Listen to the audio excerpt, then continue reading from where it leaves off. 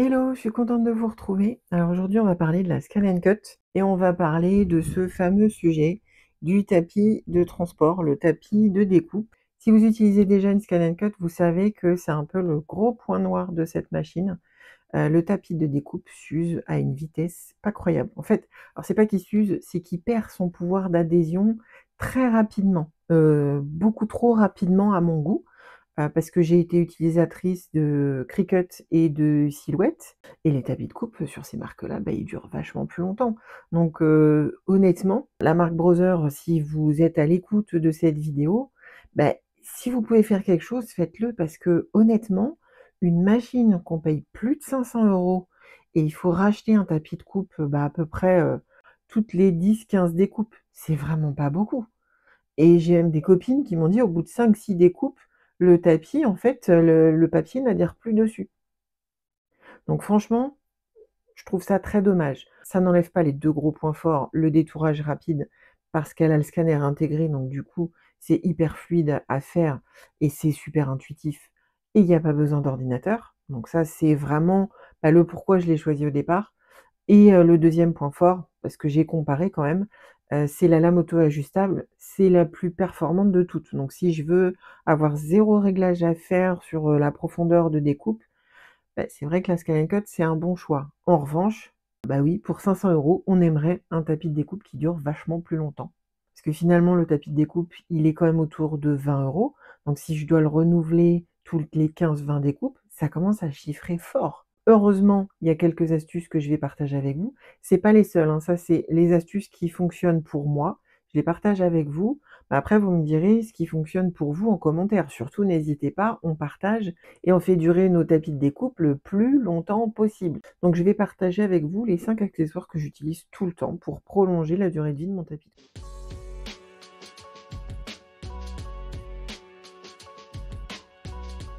Voilà, donc là, c'est un exemple de planche. Donc le premier accessoire que j'utilise, c'est la petite raclette qui est fournie avec la machine.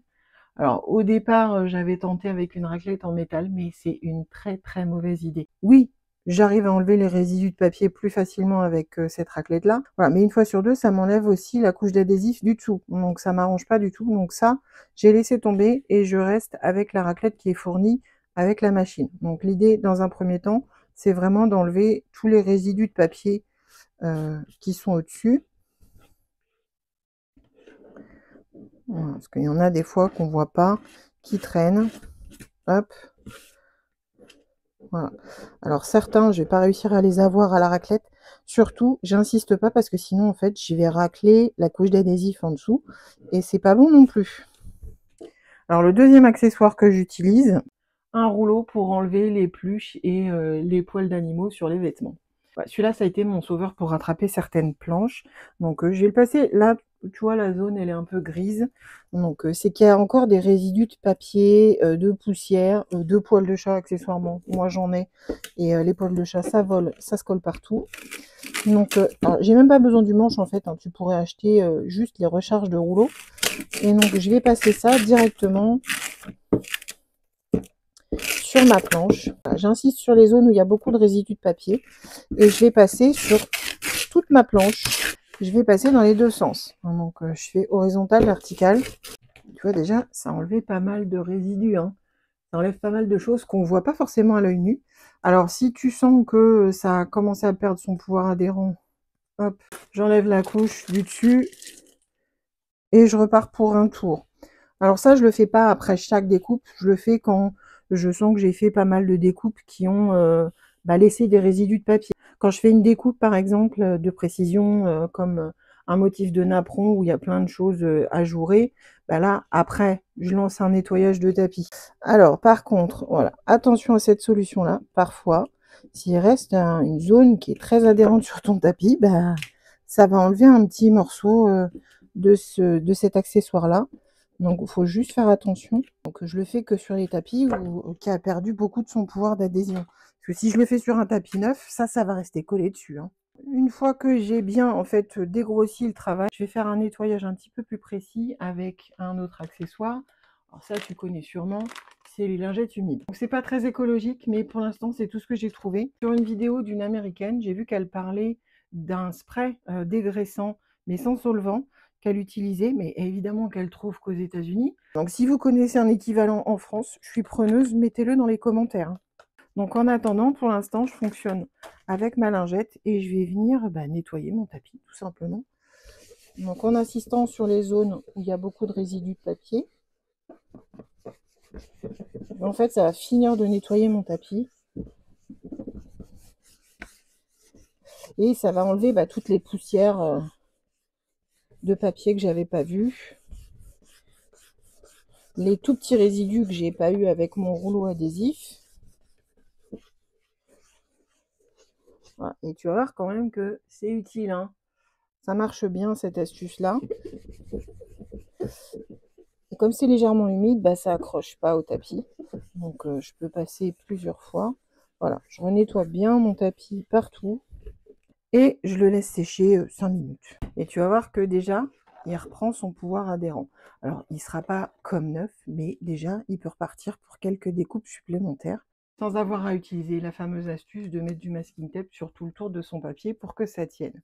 Voilà, donc mon tapis, maintenant, il est prêt à être utilisé. Là, il est de nouveau un petit peu adhésif, donc je vais pouvoir placer un papier dessus. Alors, pour être sûr que mon papier, il adhère bien à son support, mon accessoire supplémentaire, c'est que je suis allée chercher un rouleau. Donc ça, c'est un vieux rouleau que j'ai retrouvé, que j'utilise plus en mix média. Mais par contre, il est très pratique pour s'assurer que ton papier, il va être bien plaqué contre le tapis de coupe. Donc là, pareil, je le passe dans les deux sens.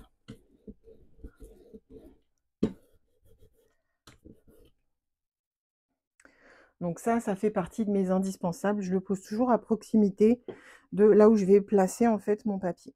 Alors le reste va se passer directement sur la machine parce que le souci en fait, c'est qu'il faut trouver l'astuce qui permette à ton tapis de transport de rester le plus plat possible pendant que tu l'utilises. Parce que s'il se courbe un tout petit peu, ton papier il va se décoller. Mon dernier accessoire, c'est ces petits trucs-là. Je ne sais pas si tu connais. Alors moi, je les ai trouvés il y a des années sur Etsy. C'est pas lié à la marque d'origine. C'est vraiment des accessoires qui ont été faits par des créateurs sur une imprimante 3D, tout simplement. Et donc ça, c'est à utiliser directement sur la Scan & Cut. Donc un des soucis de la Scan & Cut, c'est que son couvercle, il est quand même assez épais. Mais il sert en fait de support, de base, pour poser le tapis de transport. Donc quand je le pose dessus, naturellement, mon papier, il va être courbé. Voilà, alors si en plus il repose dans le vide, ça va permettre au papier de se décoller et de faire des accidents de découpe parce qu'il va bouger sur le tapis de transport. Pour éviter ça, j'utilise ces accessoires-là. Ils sont faits pour se glisser en fait dans les deux ouvertures du capot. Hop. Voilà. Et donc en fait, ça prolonge en fait la plateforme. Et du coup, quand je pose mon tapis, il reste bien plat et droit. Donc ça, c'est ce qui me permet aussi de prolonger la durée de vie de mon tapis de coupe parce que plus le papier est droit, plus c'est facile à découper. Il y a aussi les accessoires qui se glissent derrière la plateforme. Ça fait tellement d'années que je les ai que honnêtement, je me souviens plus chez quel vendeur je l'ai acheté. Je vous mettrai des liens en description parce que ça existe toujours. J'en ai même vu sur Vinted qui sont beaucoup moins chers parce que ça, moi, je l'ai payé une vingtaine d'euros la paire. Donc j'ai payé 20 € pour ceux de devant et 20 € pour ceux de l'arrière. Donc c'est quand même un investissement. Maintenant, je pense qu'il en existe des moins chers. Mais voilà, ça me permet déjà d'avoir une feuille de transport qui est hyper plate. Et ça me permet aussi d'occuper moins d'espace pour la machine.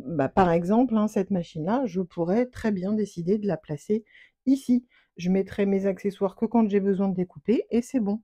C'était le mot de la fin. J'espère que cette vidéo vous a été utile.